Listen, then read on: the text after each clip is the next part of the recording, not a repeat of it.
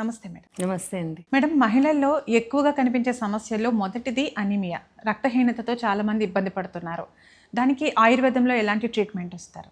చాలా మంచి ప్రశ్న అండి. నిజంగానే ఆడవాళ్ళు అంటే మనకి నెల నెల బ్లడ్ పోవడం అనేది ఒకటి ఉంటుంది. మనకి బ్లడ్ సైకిల్ అనేది మళ్ళీ రీఫార్మ్ చేయాల్సి ఉంటుంది. అందుకని చాలామందికి మనకి even HP percentage normal percentage కూడా జెంట్స్కి 15 అయితే ఉమెన్కి మనకి 12 చూపుతారు జనరల్గా. సో ఈ ఇంబ్యాలెన్స్ అనేది ఎప్పుడు మనకు ఉంటుంది. అందుకే కొంచెం బలహీనంగానే ఉంటాం ఆడవాళ్ళం అనేది. సో ఇట్లాంటి టైంలో కూడా మనం ఏంది అంటే మనకి మంచి ఫుడ్ తీసుకోవాలని చెప్పి నెలసరి వచ్చిన దగ్గర నుంచి నువ్వులు పెట్టేవాళ్ళు, మనకి కొబ్బరి నూనె, నువ్వులు, బెల్లము, ఈ కాంబినేషన్స్ పెట్టేవాళ్ళు. అవును. మన పాతకాలంలో ఏ పద్ధతి చెప్పినా కానీ దానికి పద్ధతి చెప్పారు, ఎందుకు చెప్పారా బాబు, ఏముంది నాకు ఇప్పుడు ఈరోజు నాకు 12 grams ఉంది కదా, నేను ఇవన్నీ తినకపోతే నాకేమవుతుంది అని చెప్పి మాట్లాడుతున్నారు ఇప్పుడు ఆడపిల్లలు. ఇది కరెక్ట్ కాదమ్మా. మీరు ఈ టైం నుంచి వాడుతుంటేనే ఇన్ ఫ్యూచర్లో మీకు ప్రాబ్లమ్స్ రాకుండా ఉంటాయి. ముందు జాగ్రత్తగా చెప్పేవే మనకి ఈ పద్ధతులు అవన్నీ కూడాను. అవును. సో మనకి కంపల్సరీగా పిల్లలు తినకపోయినా చిక్కీల రూపంలో కానీ లేకపోతే మనకి కూరల రూపంలో కానీ ఈ నువ్వుల్ని ఇంట్రడ్యూస్ చేయండి, కొబ్బరిని ఇంట్రడ్యూస్ చేయండి, బెల్లాన్ని ఇంట్రడ్యూస్ చేయండి. మనకి పాతకాలంలో ఎక్కువ ప్రోటీన్ డైట్ ఎక్కువ తీసుకుంటారు. అందరూ అంటారు ఇండియన్ డైట్ అంటే కార్బోహైడ్రేట్ డైట్ అని. కాదండి, మనదంతా ప్రోటీన్ డైట్ ఎక్కువ ఉంటుంది. మన స్నాక్స్ మనం అబ్జర్వ్ చేయండి. మన పాతకాలంలో మన తాతమ్మ వాళ్ళు ఏం తినేవాళ్ళు? స్వీట్ కానీ హాట్ కానీ సున్నుండలు తినేవాళ్ళు. సున్నుండలు ఉండేవి, అరిసెలు ఉండేవి, మనకి వేరుశనగలు ఎక్కువగా. వేరుశనగ చిక్కీలు, పల్లి పట్టీలు ఇవే ఎక్కువ ఉండేవి. ఎక్కడ చూసినా దీంట్లో ప్రోటీనే ఉండేది మనకి. సో నువ్వుల నూనె తీసిన తెలగపిండి ఉండేది. తెలగపిండిని కూడా మనకి కూరల్లో వేసేవాళ్ళు. ఎక్కడ చూసినా హై ప్రోటీన్ డైట్ అనేది మనం తీసుకునేవాళ్ళం, ఈవెన్ ఆడవాళ్ళు కూడా. ఇప్పుడు ఏంది అంటే డైట్ కాన్షియస్, స్లిమ్నెస్ ఉండాలి అనుకుంటా వీటన్నిటిని కూడా తగ్గించేశారు. బట్ అది కరెక్ట్ కాదు. మళ్ళీ అన్నీ వాడుకోండి. సో ఇవన్నీ కూడా మీ పిల్లల ఫుడ్లో కూడా మీరు ఇంప్లిమెంట్ చేయండి. సో ఇట్లా చేస్తేనే రక్త బలహీనత అనేది లేకుండా ఉంటుంది. మనకి రక్తం తక్కువ వేయడం అనేది మనకి ఉండకూడదు. అంటే ఉట్టి బీట్రూట్ జ్యూస్ తాగితే సరిపోదు. మనకి బీట్రూట్ జ్యూస్, క్యారెట్ జ్యూస్ అదొక్కటే కాదు, అది ఉట్టి మనకి కొంత పార్ట్ వరకు మనకి ఇది చేస్తుంది. కానీ సో మనకి లివర్ మెటబాలిజం నుంచి, ప్రోటీన్ డైట్ నుంచి, మొత్తం మనకి మజిల్ స్ట్రెంత్ నుంచి మొత్తం అవ్వాలి అంటే కంపల్సరీగా వాటితో పాటు నువ్వులు, బెల్లం ఇవి కూడా కాంబినేషన్ తీసుకోవాలి. ఓకే. ఇప్పుడు పిల్లలు ఇవన్నీ తినడానికి ఇష్టపడకపోతే వాటిని పౌడర్ చేసి కర్రీలో కలిపి అట్లా కర్రీస్ చేసేయచ్చు. మనకి ఇప్పుడు గుత్తి వంకాయ కూర చేస్తారు, నువ్వులు వేసి చేయండి సంథింగ్. అట్లా ఏ చేసినా సరే అది వాళ్ళకి ఇష్టంగానూ ఉండేలాగా ఉండాలి, వాళ్ళు తీసుకునేలాగా ఉండేలాగా ఉండాలి. ఈ మధ్య నేను కొన్ని చూశాను, కొన్ని వీడియో సంథింగ్. వాళ్ళు ఏంటంటే బ్రౌనీస్ తయారు చేస్తున్నారు. బ్రౌనీస్ ఎందుకంటే బేస్ యాక్చువల్లీ వీట్ ఫ్లోర్, మైదా కాకుండా సో ఈ పీనట్ ఫ్లోర్తో అండ్ సో మనకి రాగి ఫ్లోర్తో వీటితో కూడా చేస్తున్నారు. కనపడదు. సో మన చాక్లెట్ ఫ్లేవర్ కొంచెం వేసేస్తే కనపడదు. సో ఆ టైప్ ఆఫ్ కొన్ని తప్పట్లేదు, ఇంకా వాళ్ళు తీసుకోవట్లేదు. కాబట్టి మోడర్న్ స్నాక్స్లో మనం పాతకాలం ప్రోటీన్ యాడ్ చేస్తా ఇండో వెస్ట్రన్ లాగా ఫుడ్ కూడా ఇండో వెస్ట్రన్ ఫుడ్ లాగా చేయాల్సి ఉంటుంది. ఫర్దర్ మనకి తప్పట్లేదమ్మా. ఇప్పుడు పిల్లలు తినరు కదా మేడం. మేడం, ఒకప్పుడు మెచ్యూర్ అవ్వడం అంటే 12 ఏళ్ళు 13 ఏళ్ళకి మెచ్యూర్ అయ్యేవారు ఆడపిల్లలు. కానీ ఇప్పుడు 9-10 ఏళ్ళకే ఈ ఋతుక్రమం ప్రారంభమైపోతుంది. ఇది సీరియస్ ప్రాబ్లం అంటారా, లేదంటే ఇది సహజంగానే అంటే ఈ జనరేషన్ మారి కొద్దీ ఇలా జరుగుతుందంటారా? జనరల్గా దీనికి అంతటికీ కారణం జంక్ ఫుడ్ అని చెప్పచ్చు మనకి. సో మనకి ప్రోటీన్ డైట్ కంటే ఫ్యాట్ డైట్ ఎక్కువైపోయింది ఈ మధ్య. సో పేస్ట్రీస్ అని చెప్పి నవలకూడదు, మింగేయాలి, సంథింగ్ నోట్లో పెట్టుకోగానే కరిగిపోవాలి, ఇట్లాంటి కాన్సెప్ట్స్ వచ్చేస్తున్నాయి. అండ్ నోట్లో పెట్టగానే కరిగిపోతే లోపలికి వెళ్ళగానే ఫ్యాట్ అయిపోతుంది. సో అది కూడా ఈజీగా అయిపోతుంది, అది కూడా ఎక్కువ ప్రాబ్లం తీసుకోకుండా. సో ఇట్లాంటి వాటికి మనం పిల్లల్ని దూరం చేయాలి. అండ్ ఫిజికల్ యాక్టివిటీ ఎవరికీ ఉండట్లేదు. సో తిన్నట్టు బాడీలోకి వెళ్ళిపోతుంది, బాడీ అంతా హార్మోన్ చేంజెస్ వచ్చేస్తున్నాయి. సో దానివల్ల కూడా ప్రాబ్లమ్స్ వస్తున్నాయి. సో ఇవన్నీ కూడా మనకి తెలియకుండానే టైటానియం ఆక్సైడ్ అని చెప్పి, పొటాషియం పర్మాంగనేట్ అని చెప్పి ఇవి మనకు కనపడవు. వాళ్ళు ఏం చేస్తారు, దాంట్లో acidifier, emulsifier, something in in the name of E211 something, ఇట్లాంటి ఏవో ఫ్యాన్సీ నేమ్స్ పెట్టి దీంట్లో మెయిన్ ఇంగ్రీడియంట్స్ పెడతారు. మిగతావన్నీ కెమికల్ నేమ్స్ని ఒక కోడ్ లాగా పెట్టేస్తారు. సో మనకు అర్థం కాదు అందులో ఏముంది అన్నది. సో జనరల్గా ఏముంది, పొటాటో చిప్సే కదా తిననివ్వు, కేక్సే కదా తిననివ్వు. సో మనకి బేకింగ్ పౌడర్లో కూడా మనకి అల్యూమినియం ఉంటుందండి, అల్యూమినియం సాల్ట్స్ కూడా ఉంటున్నాయి. సో మనం అల్యూమినియం పాత్రలో వండుకోవడానికే కష్టపడుతున్నాము. ఇప్పుడు బేకింగ్ ఐటమ్స్లో ఇట్లాంటి బేకింగ్ పౌడర్లో ఇలాంటి కెమికల్స్ అన్నీ యూజ్ చేసి డైరెక్ట్గా మన పొట్టలోకి వెళ్ళిపోతుంది. డైరెక్ట్ పొట్లకి వెళ్ళిపోతుంది, వండుకునే వరకు ఆగట్లేదు. సో ఇట్లాంటివి కూడా చాలా మందికి అవేర్నెస్ లేదండి. కేక్ కదా పర్లేదులే తినని అనుకుంటాము, ఓకే. బట్ ఇవన్నీ కూడా ఇండైరెక్ట్గా మనకి హెల్త్ మీద ఇష్యూస్ వస్తున్నాయి. అండ్ పర్ఫెక్ట్గా చెప్పాలంటే పాతకాలంలో కూడా 12 ఇయర్స్కి ప్రెగ్నెన్సీ అయ్యేవాళ్ళు. సో అమ్మమ్మ కాలం, మనము తాతమ్మ కాలం, మేము మాకు 12 ఏళ్ళకే పిల్లలు పుట్టారు, మాకు 15 ఏళ్ళకే పిల్లలు పుట్టారు అనేవాళ్ళు. సో ఫర్టిలిటీ అంటే అలాంటి వాళ్ళు కూడా అప్పట్లో కూడా నార్మలే. బట్ మనకి ఎక్కడ చూస్తున్నామంటే మరీ ఎక్కువ బ్లీడింగ్ వచ్చేయడము, సో హెవీ బ్రెస్ట్ ఫామ్ అయిపోవడము ఇట్లాంటివి ఉన్నప్పుడు, సో అప్పుడు చిన్న ఏజ్ అయినా సరే మనం వరీ అవ్వాలి. అలా కాకుండా so everything is normal but అయినా మెన్స్ట్రుయేషన్ వచ్చేసింది ఎర్లీగా అంటే మరి అంత భయపడాల్సిన అవసరం లేదు. If the child is healthy అంటే మన సన్నగానే ఉంది, బిడ్డ బాగానే ఉంది, బట్ స్టిల్ మనకి పీరియడ్ కొంచెం ముందు వచ్చింది అంటే 11 ఇయర్స్ అయినా మనకు కంగారు పడాల్సిన అవసరం లేదు. 10 ఇయర్స్ 11 ఇయర్స్ అయినా సరే. బట్ కాదు హెవీగా ఉంది బేబీ, లావుగా ఉంది, పీరియడ్ ఎక్కువ వచ్చేస్తుంది, ఇట్లాంటప్పుడు మాత్రం హార్మోనల్ చేంజెస్ ఉన్నాయి కాబట్టి వాళ్ళకి డైట్ రెగ్యులరైజ్ చేయాలి, వాళ్ళ యాక్టివిటీ పెంచాలి, ఇట్లాంటివి మాత్రం ఆలోచించాల్సి ఉంటుంది. ముందుగా ఎలా తెలుసుకోవచ్చు మేడం పాపకి నెక్స్ట్ ఇయర్ ఇప్పుడు మెచ్యూర్ అయ్యే ముందు ఎలాంటి సిమ్టమ్స్ కనిపిస్తాయి? మనకి ప్రీ మెనార్కల్ సిమ్టమ్స్ కనపడతాయి జనరల్గా. ప్యూబర్టీ హెయిర్ రావడం కానీ, బ్రెస్ట్ కొంచెం డెవలప్ అవ్వడం కానీ, ఓకే. ఇట్లాంటివి కొన్ని మనకు తెలిసిపోతూ ఉంటాయి. అండ్ మనకి ఒబేసిటీ ఉన్నప్పుడు తెలిసిపోతుంది. అండ్ మూడ్ స్వింగ్స్ కూడా ఎర్లీగా వచ్చేస్తుంటాయి వీళ్ళకి.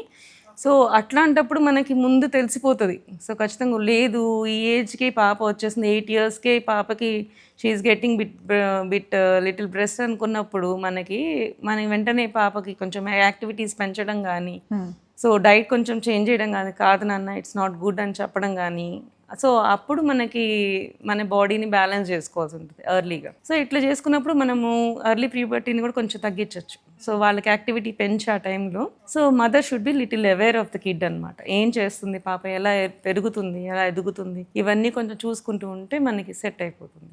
మేడం ఎక్కువగా ఈ మధ్య ఆడపిల్లల్లో కావచ్చు లేదంటే మహిళల్లో కావచ్చు పీసీఓడి అండ్ అలాగే థైరాయిడ్ సమస్యలు ఎక్కువగా కనబడుతున్నాయి. దీనికి ప్రధాన కారణం ఏమై ఉంటుందంటారు? జనరల్గా ఏంటి అంటే మనం బాగా వింటున్న పదం ఇప్పుడు ఆటో ఇమ్యూన్ థింగ్, అంటే మన శరీరమే మనకే శత్రువు అవడం. అవును.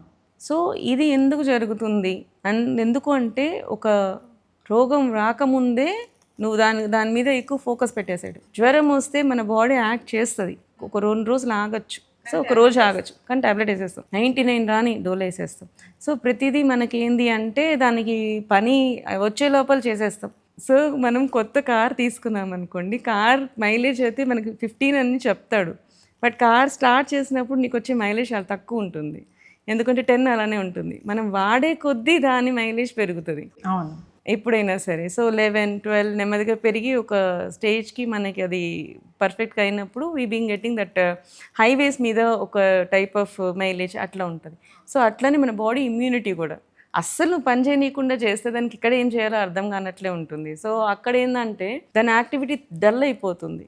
సో 4 రోజులు ఇంజన్ స్టార్ట్ చేయకుండా ఉండండి, కార్ పని చేయదు. సో దాన్ని పని చేయాలంటే మళ్ళీ చేయాల్సి ఉంటుంది, దాన్ని కొంచెం హెవీగా చేయాల్సి ఉంటుంది. సేమ్ అట్లానే బాడీ కూడా. సో నువ్వు అసలు దాన్ని వర్క్ చేయకుండా చేసావంటే it takes time to again act on that అనమాట. సో మన బాడీ ఏంటంటే దీనికి ఇంకాస్త ఎక్కువగా మన బాడీ సెల్ మీదే దానికి అదే యాక్ట్ చేస్తుంది అనమాట నెగిటివ్గా. సో దాన్నే ఆటో ఇమ్యూన్ డిజార్డర్స్ అంటారు. హెల్దీ సెల్ మీదనే రివర్స్ యాక్షన్ అవుతుంది, తన కోపమే తన శత్రువు ఆ టైప్లో. సో మనకేంటంటే కొన్ని కార్టిజోల్స్ రిలీజ్ అవుతాయి కోపంగా ఉన్నప్పుడు, కొన్ని ఎమోషనల్ ప్రాబ్లమ్స్. ఇప్పుడు చిన్న పిల్లలకే ఎమోషనల్ ప్రాబ్లమ్స్ వచ్చేస్తున్నాయి. సో ఏదన్నా పెన్ లేదన్నా వాడు మంచుకున్నాడు, వీడు టూర్కి వెళ్ళారు, వీటిల్ని కూడా ఎమోషనల్గా తీసేసుకుంటున్నారు. సో ప్రతిదీ ఎమోషనల్గా. ఇంతకుముందు పట్టించుకునే వాళ్ళు కాదు, అమ్మ టూర్కి వెళ్ళొద్దు అంటే పర్లేదని చెప్పేసి వెళ్ళిపోయే వాళ్ళు, మా అమ్మ పంపించలేదు. ఇప్పుడు అదే కాదు, తనే వెళ్తుంది, నేనెందుకు వెళ్ళట్లేదు, ఇట్లాంటివి. సో ప్రతి దగ్గర ఏంటంటే ఎక్కువ ఫీల్ అయిపోవడం, కొంచెం ఎక్కువ సైకలాజికల్గా డిప్రెస్ అవ్వడం, ఇవన్నిటి కారణాలు ఏంటంటే ఆటలు లేకపోవడం. సో ఆడపిల్లల్ని మెయిన్గా ఎక్కువ ఆడుకోవడానికి పంపించారు, చదువులు వీటితోనే సరిపోతున్నాయి. సో వాళ్ళకి డైవర్షన్ లేదు, ప్రతిదీ పాయింట్అవుట్ చేసుకోవడం, వాళ్ళని చూసుకోవడం, దీనికే టైం ఎక్కువ కేటాయించడం, ఇవన్నీ కూడా ఏంటంటే ఇండైరెక్ట్గా ఇమ్యూన్ సిస్టమ్ మీద దెబ్బతింటాయండి. మనకి ఈ కార్టిజోల్స్ రిలీజ్ అవుతాయి, కార్టిజోల్స్ నుంచి మనకి ప్రాబ్లమ్స్ వస్తాయి, మన సెల్ మీదే అవి నెగిటివ్గా యాక్ట్ చేస్తాయి. ఓకే. సో ఇట్లా ఆటో ఇమ్యూన్ డిజార్డర్స్ వస్తాయి. ఇలా ఆటో ఇమ్యూన్ డిజార్డర్స్ వల్ల కూడా థైరాయిడ్ వస్తుందని చెప్పి ఈ మధ్య నిరూపించారు మనకి. అండ్ యాక్చువల్గా ఇంకా ఆలోచిస్తే మనకి పాతకాలంలో థైరాయిడ్ ఎవరికి ఉండేది, కనపడేది ఇట్లా గొంతుకి ఇట్లా ఊగినట్లు పైకి గ్లాండ్ కనపడేది, దాన్ని గాయిటర్ అనేవాళ్ళు. సో ఈ టైప్ ఆఫ్ కండిషన్స్ ఎక్కువ ఉన్నాయి మనకి. సో 1962లో ఈ థైరాయిడ్ అనేది మనకి బాగా ప్రివిలెంట్ అయింది. అప్పటి వరకు మనకి ఏంటంటే బయట ఉప్పే మనం తినేవాళ్ళం, సముద్రపు ఉప్పు అవి తీసి మడలు కట్టుకొని వాటి నుంచి ఉప్పు తీసుకొని అదే వాడుకునేవాళ్ళు. కానీ ఒక్క స్టేజ్ లైక్ బీహార్, కొన్ని స్టేట్స్లో ఇట్లాంటి సమస్యలు ఎక్కువ వచ్చినాయి అనమాట. ప్రతి ఒక్కరికి థైరాయిడ్ గ్లాండ్ అనేది వాయడం అనేది చూసారనమాట. సో చూసినప్పుడు వాళ్ళు ఏంటి అంటే అక్కడ క్లైమేటిక్ కండిషన్స్కి అక్కడ ఉండే వాళ్ళకి ఫుడ్ కూడా తక్కువ ఉండేది.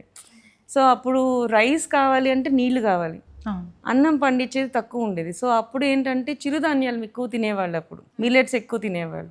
సో మిల్లెట్స్లో ఏంటి అంటే దాన్ని సరిగా నానబెట్టకుండా మనం తిన్నా కానీ వాటిలో కొన్ని మిల్లెట్స్లో మనకి గాయిట్రోజన్స్ అంటారనమాట. సో గాయిట్రోజన్స్ అంటే ఈ థైరాయిడ్ గ్లాండ్ని పెంచే తత్వాలు అనమాట గాయిట్రోజన్స్ అనేవి. ఓకే. అవి గాయిటర్ని పెంచి అప్పుడు ఇవి పెరిగేవన్నమాట. సో ఈ కండిషన్స్కి మనకి అయోడిన్ అనేది పరిష్కారం అని చెప్పి కనుక్కుందే ఈ అయోడిన్ తీసుకురావచ్చారనమాట. సో అప్పుడు కూడా చాలా వరకు అందరూ ఒప్పుకోలేదు. సో ఎక్కడైతే మనకి కండిషన్స్ ఉన్నాయో, గాయిటరీ కండిషన్స్ ఉన్నాయో అది ఇండియా మొత్తం లేదు అప్పుడు. సో కొన్ని ప్లేసెస్కి మాత్రమే రెస్ట్రిక్ట్ అయ్యింది. సో వాళ్ళకి మాత్రమే థైరాయిడ్ ప్రాబ్లమ్స్ ఉన్న వాళ్ళకి మాత్రమే అయోడిన్ ఇవ్వాలి అని చెప్పి కొంతమంది అంటే ఈ సమస్య మిగతా వాళ్ళకి కూడా వచ్చే ఛాన్సెస్ ఉన్నాయి, యాజ్ ఏ ఫుడ్ సరిగ్గా తినట్లేదు కాబట్టి అని చెప్పి అందరికీ ఇంట్రడ్యూస్ చేస్తారు ఈ అయోడైజ్డ్ సాల్ట్ అనేది. సో ఇప్పుడు రీసెంట్గా మనము ఈ ఇయర్స్లో 2025లో వీటిల్లో మనం చూసిన థైరాయిడ్స్ ఎవరికి గాయిటర్స్ కనపడవండి. మీరు అబ్జర్వ్ చేస్తే అందరికీ థైరాయిడ్స్ అనమాట. అంటే పైకి కనపడదు, బట్ థైరాయిడ్ ఉంటుంది, టెస్ట్లలోనే బయటపడుతుంది. ఇర్రెగ్యులర్ పీరియడ్స్ ద్వారా ఏదైనా ప్రాబ్లం వచ్చి వెళ్తే థైరాయిడ్ టెస్ట్ చేస్తే అప్పుడు మాత్రమే బయటపడుతుంది. ఇవన్నీ ఏంటంటే రీసెంట్ స్టడీస్ ఇది. సో ఎక్సెస్ అయోడిన్ కూడా మనకి థైరాయిడ్ని పెంచే ఈ TSH హార్మోన్ని పెంచుతుంది అని చెప్పి రీసెంట్ స్టడీస్ వచ్చినాయి. ఓకే. సో మనకి ఏంది అంటే మనం పికిల్స్ దగ్గర నుంచి అన్ని దగ్గరలో మనం ఎక్కువ సాల్ట్ యూజ్ చేస్తాం. ఎందుకంటే ఇక్కడ క్లైమేట్కి మనకి ఉప్పు కావాలి, మనకి టెంపరేట్ క్లైమేట్ చెమటలు ఎక్కువ పడతాయి కాబట్టి మనకి సాల్ట్ తగ్గిపోవడం అనేది ఉంటుంది. కాబట్టి ఈ ఉప్పు అనేది అన్నిట్లో ఇంట్రడ్యూస్ చేయడం స్టార్ట్ చేసాం. అదే అయోడైజ్డ్ సాల్ట్ వాడడం స్టార్ట్ చేసాం. ఇట్లాంటి వల్ల కూడా ఆటో ఇమ్యూన్ ప్రాబ్లమ్స్ వస్తున్నాయని చెప్పారు. సో మనకేంటంటే జాగ్రత్తగా చూసుకొని వాడాల్సి ఉంటుంది. ఉప్పు అనేది కంబైన్డ్గా వాడుకోండి. సో నీకు థైరాయిడ్ ప్రాబ్లమ్స్ ఉన్నాయి అంటే ఏ టైప్ ఆఫ్ థైరాయిడ్ అనేది కూడా ఈ మధ్య అసెస్మెంట్లు వస్తున్నాయి, కొత్త బ్లడ్ టెస్టులు చేస్తున్నారు. దాన్ని బట్టి దానికి సంబంధించిన ఉప్పు అంటే అయోడైజ్డ్ ఉప్పు వాడాలా లేకపోతే సైంధవ లవణం వాడాలా, దాన్ని బట్టి డిసైడ్ చేసుకొని వాడాల్సి ఉంటుంది. ఓకే. ఉప్పు తగ్గించడమే బెటర్. అండ్ ఏ నార్మల్ ఉప్పు కూడా ఇంట్రడ్యూస్ చేయండి, మన కల్లుప్పు కూడా మంచిదే. సో థైరాయిడ్ నీకు పర్టికులర్గా గాయిటర్ ఉన్న వాళ్ళకి, ఎక్కువ థైరాక్సిన్ ఉన్న వాళ్ళకి అయోడైజ్డ్ సాల్ట్ వాడండి. అలా కాకుండా TSH లెవెల్స్ ఎక్కువ ఉన్న వాళ్ళు మాత్రం అయోడైజ్డ్ సాల్ట్ వాడకండి. సో మ్యాక్సిమం ఇంకోసారి డాక్టర్ని కలిసి అది అయోడైజ్డ్ డిఫిషియన్సీ వల్ల మాత్రమే వచ్చిన థైరాయిడ్ అనుకుంటేనే అయోడైజ్డ్ సాల్ట్ వాడండి. లేని వాళ్ళందరూ సైంధవ లవణం శుభ్రంగా వాడుకోవచ్చు. సైంధవ లవణం పింక్ సాల్ట్ వాడుకోవచ్చు, ఏ ప్రాబ్లము లేదు వాళ్ళకి. అండ్ PCOS అనేది మెటబాలిక్ డిజార్డర్. అండ్ ఈ మధ్య ఒబేసిటీ, జంక్ ఫుడ్ వీటి వల్ల వచ్చే డిజార్డర్. యాక్టివిటీ లేకపోవడమే మెయిన్ కారణం. ఆడపిల్లల్ని బయటికి పంపించాలంటే భయం ఇప్పుడు ఉన్న పరిస్థితుల్లో. సో వాళ్ళు కొంచెం సేఫెస్ట్ క్లైమేట్ చూసుకోవడం, ఆడపిల్లల్ని కూడా ఆడిపించేలాగా చేయడం, సో గేమ్స్ యాక్టివిటీస్కి పంపించడం, ఇవన్నీ చేస్తూ ఉంటే ఆటోమేటిక్గా ఈ PCOD సమస్యలు కూడా చాలా తగ్గుతాయండి. Thank you ma'am. Thank you అమ్మా.